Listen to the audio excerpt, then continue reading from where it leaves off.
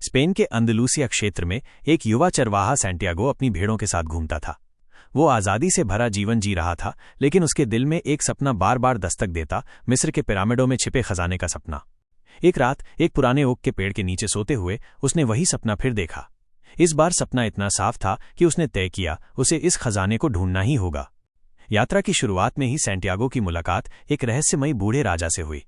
राजा ने उसे समझाया कि जब इंसान किसी चीज को पूरे दिल से चाहता है तो पूरी कायनात उसे पाने में उसकी मदद करती है। राजा ने उसे 2 पत्थर, उरीम और थुमीन दिए, जो सही और गलत का मार्ग दिखाते थे। सैंटियागो ने अपनी भेड़ें बेच दी और अफ्रीका के लिए जहाज पकड़ लिया, लेकिन टंगियर में पहुंचते ही उसका सारा पैसा चोरी हो गया। अकेला और बेबस उसने एक क्रिस्टल की दुकान में काम करना शुरू किया।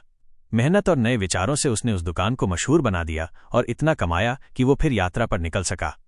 रेगिस्तान के पार सैंटियागो की मुलाकात एक इंग्लिशमैन से हुई जो अल्केमी सीख रहा था, वो कला जिसमें शीशे को सोने में बदला जाता है। इंग्लिशमैन से उसने सीखा कि असली खोज बाहर नहीं बल्कि अंदर भी होती है। आगे बढ़ते हुए सैंटियागो एक नखलिस्तान पहुंचा, जहां उसकी मुलाकात फातिमा नाम की एक लड़की से हुई। सैंटियागो ने पहली बार महसूस किया कि प्यार भी एक खजाना है, लेकिन उसका दिल जानता था यात्रा अभी खत्म नहीं हुई है। रेगिस्तान में उसकी मुलाकात एक असली अल्केमिस्ट से हुई। अल्केमिस्ट ने उसे सिखाया कि जब इंसान अपने दिल की सुनता है तो वो सही रास्ता पा लेता है। उन्होंने साथ मिलकर लंबा सफर तय किया और अंततः सैंटियागो मिस्र के पिरामिडों तक पहुंचा। पिरामिडों के पास जब सैंटियागो खजाना खोज रहा था, कुछ लुटेरों ने उसे घेर लिया।